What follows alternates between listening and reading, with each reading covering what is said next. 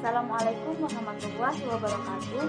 Perkenalkan, nama saya Putri Afika Faradila, biasa disapa Putri.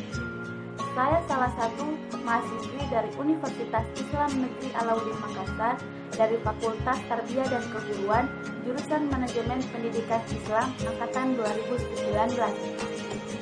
Baik, saya akan mempresentasikan jawaban ujian mid semester mata kuliah dasar-dasar manajemen. Yang pertama, untuk soal yang pertama, kemukakan contoh nyata perencanaan yang dilakukan oleh sekolah dalam jangka pendek, jangka menengah, dan jangka panjang. Jawabannya, yang pertama, jangka pendek dalam kurun waktu 1 tahun. Contohnya, mengadakan studi banding ke sekolah dasar rintisan MBS atau manajemen berbasis sekolah.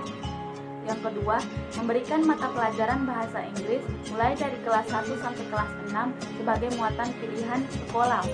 Contoh yang ketiga, menerima kerjasama dari lembaga lain yang bertujuan meningkatkan prestasi.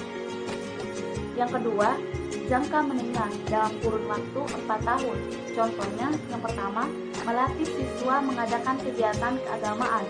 Contoh yang kedua, melengkapi alat-alat laboratorium sekolah. Contoh yang ketiga, menggalakkan kegiatan majalah dinding. Yang ketiga, dalam jangka panjang, yaitu dalam kurun waktu 8 tahun. Contohnya, 1. Mengikuti setiap kegiatan lomba, misalnya kepramukaan, lomba olimpiade mata pelajaran, karya tulis ilmiah, dan lain-lain. Contoh yang kedua, menerima kerjasama dari lembaga lain yang bertujuan meningkatkan prestasi. Tujuan ketiga, mengusahakan agar sekolah memiliki laboratorium pendidikan sendiri. Soal yang kedua, jelaskan pengertian pengawasan dan mengapa dia penting dilakukan dalam lembaga pendidikan.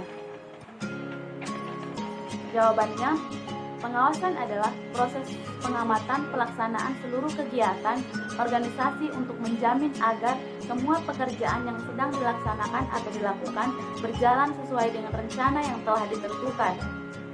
Pengawasan penting dilakukan dalam lembaga pendidikan karena pengawasan pendidikan pada sekolah efektif menjadi hal yang sangat menentukan dalam menjaga citra dan kualitas pendidikan di sekolah tersebut, agar konsisten dalam menjalankan semua program dan kegiatan yang mengarah pada terwujudnya visi dan misi sekolah. Soal yang ketiga, kemukakan alasan utama diperlukan manajemen dalam suatu organisasi atau perusahaan. Alasan pentingnya manajemen dibutuhkan bagi perusahaan atau organisasi adalah dapat memudahkan pencapaian tujuan, baik tujuan organisasi maupun tujuan pribadi. Dapat menjaga keseimbangan di antara tujuan-tujuan yang saling bertentangan dan dapat mencapai efisiensi dan efektivitas. Yang keempat, apakah pengawasan dan evaluasi berbeda? Jelaskan menurut para ahli. Ya, pengawasan dan evaluasi itu berbeda. Yang pertama, pengawasan. Menurut George R. Terry, mengartikan pengawasan sebagai mendeterminasi apa yang telah dilaksanakan. Maksudnya adalah mengevaluasi prestasi kerja dan apabila perlu, menerapkan tindakan-tindakan korektif sehingga hasil pekerjaan sesuai dengan rencana yang telah ditetapkan. Yang kedua, evaluasi. Menurut Anne Anastasi, evaluasi ialah suatu proses sistematis untuk menentukan sejauh mana tujuan instruksional tersebut dicapai oleh seseorang. Evaluasi merupakan kegiatan atau aktivitas untuk menilai sesuatu secara terencana, sistematik, serta juga terarah dengan berdasarkan tujuan yang jelas. Yang kelima, soal yang kelima, siapa saja yang membutuhkan manajemen?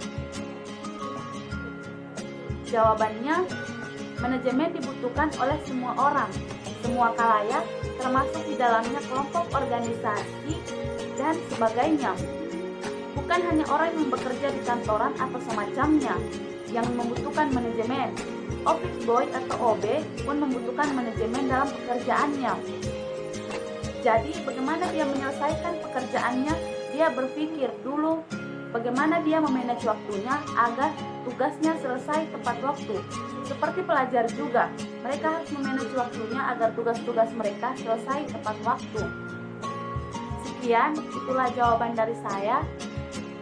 Billahi taufik wal hidayah. Wassalamualaikum warahmatullahi wabarakatuh.